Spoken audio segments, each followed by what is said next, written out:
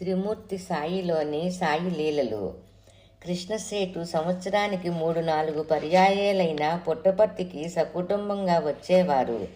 స్వామి తమ పరమదైవంగా పూజించి సేవించుకునేవారు. స్వామిని దేవరే అంటే దేవుడా అని సంబోధించేవారు. స్వామి కూడా కృష్ణసేటులను ప్రేమగా అభిమానంగా చూచుకునేవారు. ఆయన జీవితంలో స్వామి ప్రధాన పాత్ర వహించారు.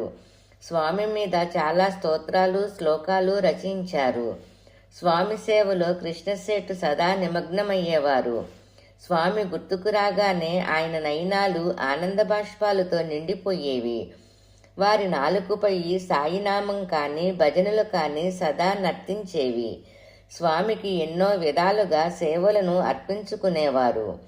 ఒకసారి కృష్ణసేటుల భార్య రాధాదేవి కలలో స్వామి కనపడి మీ ఇంట్లో ఆవులున్నాయా అని అడిగారు. నిజానికి సేటులకు పెద్ద గోకులమే ఉంది. దానిలో ఎన్నో మేలుజాతి గోవులున్నాయి. ఒక ఆవు ఈనగా దూడ వీపు మీద స్వామి కేశాలంకృత వదనంతో ముద్రించినట్లు కనిపించారు. ఇంకో ఆవు దూడ మీద ఓంకారం కనిపించింది.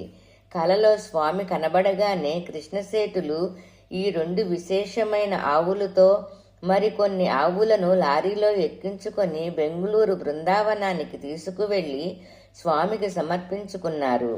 అటు తర్వాత పుట్టపర్తి గోకులం ప్రారంభం కావడానికి ఆయనే గోవులను పంపించారు.